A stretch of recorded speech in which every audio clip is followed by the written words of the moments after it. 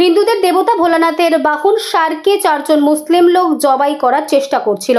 জবাই করতে না পেরে তার লেজ কেটে দেয়, এমনই অভিযোগ এলাকাবাসীর। ঘটনা পশ্চিম মেদিনীপুর জেলার ঘাটালে শিবের ষাঁড়ের লেজ কেটেছে দুষ্কৃতীরা। এই খবর ছড়িয়ে পড়তেই বিক্ষোভে ফেটে পড়েন স্থানীয় বাসিন্দারা।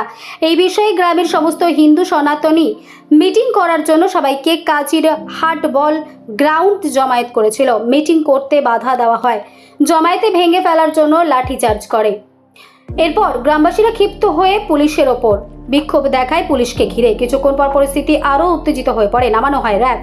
বাড়িতে ঢুকে মহিলাদের ওপর লাঠিচার্জ করে, বাচ্চা শিশু মাথা ফাটিয়ে দেয়। এমনই প্রায় 10 থেকে 12 জন আহত হয়েছে বলে জানা গিয়েছে। এই ঘটনার সুপার স্পেশালিটি হাসপাতালে তাদেরকে ভর্তি করা হয়েছে। আহতদের হাসপাতালে দেখতে যান ঘাটালের বিজেপি বিধায়ক শীতল কপাট। তিনি জানান, ষাঁড়ের লেজ কাটাকে কেন্দ্র করেই গ্রামের মানুষ সভা করতে চাইলে পুলিশ সেখানে বাধা দেয়। পরে পুলিশের দ্বারাই গ্রামের মানুষ ভীত সন্ত্রস্ত বোধ করে। এই ধরনের চূড়ান্ত অব্যাহত কোনোভাবেই বরদাস্ত করা যায় না। ঘটনায় বেশ কয়েকজনকে আটক করেছে পুলিশ।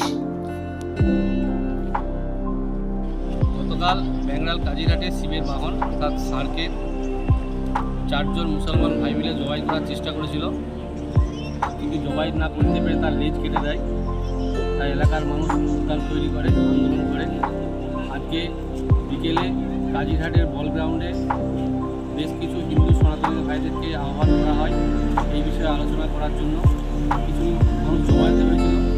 ঘাটাল থানার তার খুশি তার দলবল নিয়ে সে জমায়েত ভেঙে দেয় এবং মারধর করে, এমনকি মহিলাদেরকে বাড়ি ঢুকে তাদের উপর লাঠিচার্জ করে, বাচ্চাদেরকেও মারধর করে, তাদের মাথা ফাটিয়ে দেয়। এই মতো অবস্থায় আমরা যারা হিন্দু সনাতন ধর্মের মানুষ, তাদের দেবদেবীর প্রতি যে অন্যায় অত্যাচার হচ্ছে, প্রশাসনিক কোনোভাবেই সুবিচার পাক বা হিন্দুরা সুবিচার পাবে এরকম কোনো ব্যবস্থা নেয়নি। উল্টে যারা ষাঁড়ের লেজ কেটে দিয়েছে তাদের হয়ে সাপোর্ট করে আজকে লাঠিচার্জ করে দাঙ্গা একটা তৈরি করলো, বেশ কিছু মানুষদেরকে আহত করলো, ইনজুর।